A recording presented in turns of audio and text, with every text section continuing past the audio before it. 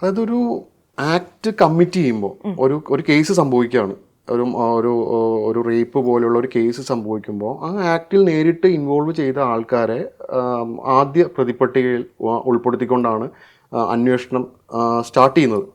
ആ അന്വേഷണത്തിൻ്റെ തുടരന്വേഷണ വേളകളിലാണ് ഇതിനകത്ത് ആരൊക്കെ കൂടുതൽ ഇൻവോൾവ് ആയിട്ടുണ്ട്, അവരുടെയൊക്കെ റോൾ എന്തായിരുന്നു, അവരൊക്കെ എത്തരത്തിൽ ഈ കേസിൽ ഇൻവോൾവ് ചെയ്തിട്ടുണ്ടെന്നുള്ള കാര്യങ്ങളൊക്കെ അന്വേഷണത്തിൻ്റെ ഭാഗമായിട്ട് വരുന്നത്.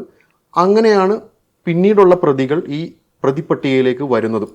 അപ്പോൾ ഈ 1-ാം പ്രതിയും 8-ാം പ്രതിയും തമ്മിലുള്ള ഒരു അകലം അല്ലെങ്കിൽ അവർ തമ്മിലുള്ള ഡിഫറൻസ് എന്ന് ചോദിച്ചാൽ, 1-ാം പ്രതിക്കെതിരെ വന്നിരിക്കുന്ന അലിഗേഷൻ എന്ന് പറഞ്ഞാൽ purely he had committed the offence. അയാൾ ആ കുറ്റകൃത്യത്തിൽ നേരിട്ട് ഉൾപ്പെട്ടിട്ടുണ്ട്, കുറ്റകൃത്യം ചെയ്തു എന്നുള്ളതാണ് അലിഗേഷൻ. ചെയ്തു എന്ന് ഞാൻ പറയില്ല, അലിഗേഷൻ. 8-ാം പ്രതി അതിന് ഒത്താശ ചെയ്തു കൊടുത്തു അല്ലെങ്കിൽ ആ ഗൂഢാലോചനയിൽ പങ്കെടുത്തു എന്നുള്ളത് കൊണ്ട് 120B IPC എന്ന വകുപ്പ് ചേർത്താണ് ആ പർട്ടിക്കുലർ വ്യക്തിയെ പ്രതിപട്ടികയിലേക്ക് കൊണ്ടുവരുന്നത്. അപ്പോൾ ഇങ്ങനെ അന്വേഷണ വേളയിൽ പ്രതികൾ ഒഴിവാക്കപ്പെടാം, പ്രതികൾ ആഡ് ചെയ്യപ്പെടാം. അത് അന്വേഷണത്തിൻ്റെ വളരെ ഒരു നോർമൽ പ്രോസസ്സാണ്. ഈ കേസിൽ മാത്രമായിട്ടൊരു പ്രത്യേകതയൊന്നും സംഭവിച്ചിട്ടില്ല. 27 തവണയാണ് കേസ് മാറ്റി വെച്ചത്. ഇപ്പോൾ നടൻ ദിലീപ് കുറ്റക്കാരനാണെന്ന് തെളിഞ്ഞു കഴിഞ്ഞാൽ എന്തായിരിക്കും കോടതി ശിക്ഷ വിധിക്കുക?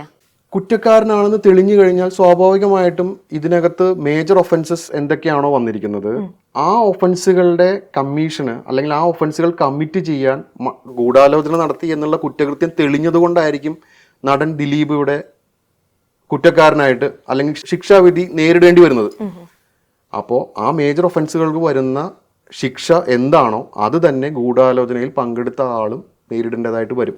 അപ്പോൾ നമ്മുടെ ഈ പർട്ടിക്കുലർ കേസിനെ സംബന്ധിച്ചിടത്തോളം 376D എന്ന ഗ്രേവർ ഒഫൻസ് വരുമ്പോൾ ഇംപ്രിസൺമെന്റ് ടു ലൈഫ്, അതായത് ലൈഫ് ഇംപ്രിസൺമെന്റ് വരെ വരാൻ ചാൻസ് ഉള്ള ഒരു കുറ്റകൃത്യമാണത്.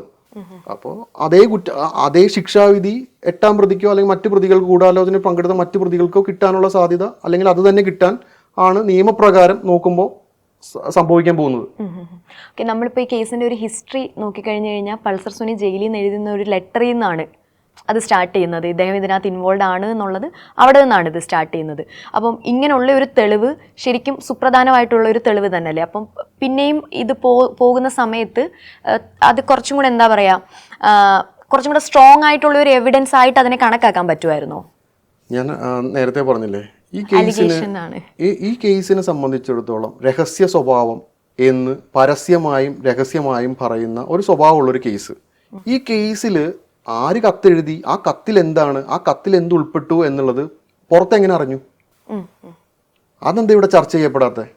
അത് ചർച്ച ചെയ്യപ്പെട്ടിട്ടുണ്ടെങ്കിൽ തന്നെ കുറ്റകൃത്യത്തിന്റെ ഗൗരവം നോക്കി ആ ഒരു ചർച്ച സൈഡ് ലൈൻ ചെയ്ത് പോവുകയാണ്.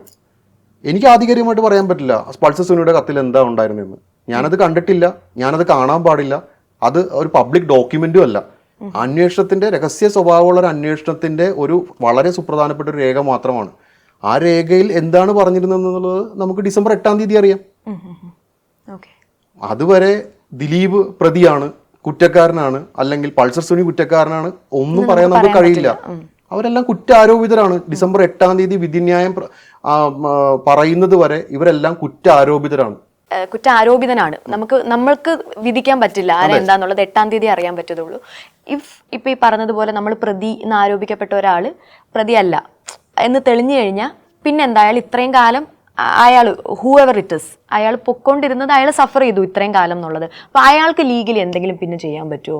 അയാൾ ഇത്രയും കാലം അയാൾ സഫർ ചെയ്തതിന് അയാൾക്ക് ചെയ്യാൻ കഴിയുന്നത് മലീഷ്യസ് പ്രോസിക്യൂഷന് അയാൾക്ക് നിയമ നടപടികൾ സ്വീകരിക്കാമെന്നതാണ്. ഒരു പ്രതി കുറ്റക്കാരനല്ല എന്ന് തെളിഞ്ഞാൽ അയാൾക്ക് ചെയ്യാൻ കഴിയുന്ന അടുത്ത ഒരു നിയമപരമായിട്ടുള്ളൊരു സ്റ്റെപ്പ്. പക്ഷേ അവിടെയും ഈ പറഞ്ഞ പോലെ ഈ പറയുന്ന ആ പർട്ടിക്കുലർ വ്യക്തി ഇപ്പൊ വിക്ടിമിനെ പോലെ തന്നെ അയാൾ കുറ്റക്കാരനെല്ലാം തെളിഞ്ഞാൽ അയാൾ ഒരു വിക്ടിമായിട്ട് മാറുകയാണല്ലോ. അപ്പോൾ ഈ അതിജീവിതയാണെങ്കിലും കുറ്റാരോപിതൻ എന്ന് മുദ്രകുത്തി വിചാരണയുടെ എല്ലാ പ്രോസസ്സും കഴിഞ്ഞ് വിക്ടിമായിട്ട് മാറുന്ന ഒരാളും അനുഭവിച്ചു പോകുന്ന മെന്റൽ ട്രോമയിൽ നിന്ന് അവർക്ക് യാതൊരു റിലീഫും കിട്ടില്ല. ഇപ്പോൾ നിയമപരമായിട്ട് അവർക്ക് മലീഷ്യസ് പ്രോസിക്യൂഷന് കള്ളക്കേസിൽ കുടുക്കി എന്നെ ഉപദ്രവിച്ചതിന് നിയമപരമായിട്ട് നടപടികൾ സ്വീകരിക്കാമെന്നല്ലാതെ അതിൻ്റെ അപ്പുറത്തേക്ക് ആ മെൻ്റൽ ട്രോമയെ കവർ ചെയ്യാനായിട്ട് അവർക്ക് യാതൊരുവിധ ഒരു സഹായവും ഇല്ല എന്നുള്ളതാണ് നിയമത്തിൻ്റെ ഒരു പാർട്ട്. നമ്മൾ സർ ഇപ്പം നമ്മൾ നേരത്തെ സംസാരിച്ചിരുന്നല്ലോ ഈ കേസിൽ അതിജീവിത ഒരു ലേഡി ജഡ്ജിനെ ഇത് ഷെയർ ചെയ്യാൻ വേണ്ടി ആവശ്യപ്പെട്ട സമയത്ത് കേസിൻ്റെ സമയത്ത് നമ്മളത് പ്രൊവൈഡ് ചെയ്തിരുന്നു എന്ന് പറഞ്ഞിരുന്നല്ലോ. അപ്പോൾ എന്നിട്ട് നേരത്തെ സർ പറഞ്ഞിരുന്നു എത്ര പേരാണിത് പുറത്തേക്ക് കൊണ്ടുവരിക, പിന്നെ അത് ഹയർ കോർട്ടിലേക്ക് അപേക്ഷ കൊടുത്ത് പോകാൻ അത്രയും ഫൈറ്റ് ചെയ്ത് നിൽക്കുന്ന ആൾക്കാർ എത്ര പേരാണെന്ന് പറയുന്നത്. അതുപോലെ തന്നെ ഇതിനകത്ത് വരുന്ന ഒരു മെൻ്റൽ ട്രോമയുണ്ട്. നമ്മൾ ഓരോ പ്രൊസീജിയറിലൂടെ ലോ പ്രൊസീജിയേഴ്സിലൂടെ പോകുമ്പോഴും ഇത് നമ്മൾ ഓരോ സ്ഥലത്ത് ചെന്ന് പറയുമ്പോൾ ചിലപ്പോൾ നമ്മൾ മറക്കാൻ ആഗ്രഹിച്ച കാര്യമായിരിക്കും നമ്മൾ പിന്നെ അത് ഓർത്ത് സംസാരിക്കുക. അതൊരു മെൻ്റൽ ട്രോമ തന്നെയാണ്.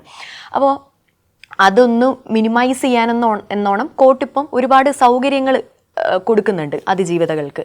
അപ്പോൾ അതിൻ്റെ ഒരു ഇമ്പാക്റ്റ് എത്രത്തോളം ഉണ്ടാവും എന്നാണ് സാറിന് തോന്നുന്നത്? അതായത് നമ്മൾ മനസ്സിലാക്കേണ്ട ഒരു കാര്യം, ആൻഡ് പ്രൊവൈഡഡ് ദാറ്റ് അതിൻ്റെ കൂടെ തന്നെ ഇപ്പം പൈസ ഇല്ലാത്ത ഒരു കുട്ടിക്ക് ഇങ്ങനെ ഒരു കാര്യം വന്നു കഴിഞ്ഞാൽ സാർ തന്നെ നേരത്തെ പറഞ്ഞിരുന്നു എല്ലാവരെയും ഒരേപോലെ ട്രീറ്റ് ചെയ്യണം എന്നുള്ളത്. അപ്പോൾ കയ്യിൽ അത്ര സാമ്പത്തിക ഭദ്രതയില്ലാത്ത ഒരു കുട്ടിയാണെന്നുണ്ടെങ്കിൽ അതിനും ഈ പ്രിവിലേജുകളൊക്കെ തന്നെ അതിനും കിട്ടേണ്ടതല്ലേ? അതായത് നേരത്തെ നിയമസഹായം അതിജീവിതകൾക്ക് മാത്രം, അല്ലെങ്കിൽ ഈ പറഞ്ഞ പോലെ കേസിലെ വാദികൾക്ക് മാത്രമാണ് പ്രോസിക്യൂഷൻ്റെ സഹായം. പ്രോസിക്യൂഷൻ അന്വേഷണം നടത്തുന്നു, അതിനുശേഷം അവർക്ക് വേണ്ടിയിട്ടുള്ള പ്രോസിക്യൂട്ടേഴ്സ്, ഗവൺമെൻറ് നിയമിച്ച വക്കീൽ അതിനുവേണ്ടി വിചാരണ നടത്തുന്നു എന്നുള്ളതുപോലെ പ്രതികൾക്കും ഇപ്പോൾ അത്തരത്തിലുള്ള ഡിഫൻസ് കൗൺസിലിനെ സർക്കാർ കൊടുക്കുന്നുണ്ട്. അപ്പോൾ ജുഡീഷ്യൽ സിസ്റ്റത്തിന് ഒരുപാട് മാറ്റങ്ങൾ ഇവിടെ സംഭവിച്ചിട്ടുണ്ട്. അപ്പോൾ നേരത്തെ ചോദിച്ച എൻ്റെ അടുത്തൊരു കാര്യം, ഈ വിചാരണ നടക്കുമ്പോൾ ഇവരനുഭവിക്കുന്ന അതിജീവിതകൾ അനുഭവിക്കുന്ന ഒരു ട്രോമയെ മിനിമൈസ് ചെയ്യാനായിട്ട് ഇപ്പോൾ ഈ കേസിൻ്റെ തന്നെ ഇതെടുക്കുകയാണെന്നുണ്ടെങ്കിൽ അതിജീവിതം എന്തുകൊണ്ടാണ് വീണ്ടും ഹൈക്കോടതിയെ സമീപിച്ച് ജഡ്ജിനെ മാറ്റണം എന്ന് പറഞ്ഞത്? അവിടെ അതിജീവിത ജഡ്ജിൻ്റെ ഭാഗത്തുനിന്ന് വളരെ മോശമായിട്ടുള്ള രീതിയിലുള്ള പ്രതികരണങ്ങൾ, ചോദ്യം ചെയ്യലുകൾ ഒക്കെ നേരിടേണ്ടി വന്നതുകൊണ്ട് ജഡ്ജിനെ മാറ്റണം എന്നുള്ള ആവശ്യമായിരുന്നു എന്നാണ് ഞാൻ മനസ്സിലാക്കുന്നത്. അതും ഞാൻ മാധ്യമങ്ങളിലൂടെ മനസ്സിലാക്കുന്ന കാര്യം ഞാൻ പറയുന്നത്. അപ്പോൾ ഒരു ജഡ്ജ് എന്ന് പറയുമ്പോൾ ഒരു മോഡറേറ്ററുടെ ഒരു റോള് കൂടി അവിടെ ഉണ്ട്. പ്രജുഡ്യൂസ്ഡ് ആയിട്ടല്ല ഒരു വിധിന്യായം പുറപ്പെടുവിക്കുന്ന ഒരു ജുഡീഷ്യൽ സിസ്റ്റത്തിലെ ഒരു ജഡ്ജ് ഒരു കേസ് കേൾക്കുന്നത്. പ്രോസിക്യൂഷനും ഡിഫൻസിനും തുല്യ അവകാശങ്ങളാണ് അവിടെ. അവരുടെ തുല്യ അവകാശങ്ങൾ വേണ്ട വിധത്തിൽ ഇവർക്ക് രണ്ടുപേർക്കും കിട്ടുന്നുണ്ടെന്ന് ഉറപ്പ് വരുത്തിക്കൊണ്ടാണ് ഒരു ജഡ്ജ് ഒരു കേസ് കേൾക്കുന്നത്. അപ്പോൾ എത്രത്തോളം പൊതുജനങ്ങൾ കണ്ടിട്ടുണ്ടെന്ന് എനിക്കറിയില്ല. വളരെ ധിക്കാരത്തോടു കൂടി വളരെയധികം അഗ്രസീവായി കോടതിയിൽ നിന്ന് കേസ് പറയുന്ന വിക്ടിംസ് ഉണ്ട്. അതായത് ഒരു കേസിൻ്റെ സ്വഭാവം അനുസരിച്ചിട്ട് ഒരു അതിജീവിത ഒരു ഇൻ ക്യാമറ പ്രൊസീഡിങ്സ് നടക്കുമ്പോൾ കർട്ടനിട്ട അല്ലെങ്കിൽ പ്രതിഭാഗം വക്കീലിനും ഉൾപ്പെടെ കാണാൻ പറ്റാത്ത രീതിയിലുള്ള ഒരു സ്ക്രീൻ ക്രിയേറ്റ് ചെയ്തിട്ടാണ് അവരവിടെ നിർത്തുന്നത്. അവരെ കാണാൻ കഴിയുന്നത് പ്രോസിക്യൂട്ടർക്കും ജഡ്ജിനും മാത്രമാണ്. ഇവർ ചോദിക്കുന്ന ആദ്യത്തെ ചീഫ് എക്സാമിനേഷൻ എന്ന് പറയുന്ന പ്രൊസീജിയറിൽ ഈ പറയുന്ന അതിജീവിത പറയുന്ന കാര്യങ്ങൾ നോട്ട് ഡൗൺ ചെയ്ത് കഴിഞ്ഞതിന് ശേഷം പ്രതിയുടെ അവസരമാണ് ക്രോസ് എക്സാമിനേഷൻ ചെയ്യാൻ. ഈ ക്രോസ് എക്സാമിനേഷൻ ചെയ്യുന്ന രീതിയിൽ ക്രോസ് എക്സാമിനേഷൻ ചെയ്യുന്ന ഡിഫൻസ് കൗൺസിലിനെ ചോദ്യം ചെയ്യുന്ന രീതിയിൽ പ്രതികരിക്കുന്ന എത്രയോ വിക്ടിംസ് ഉണ്ട്.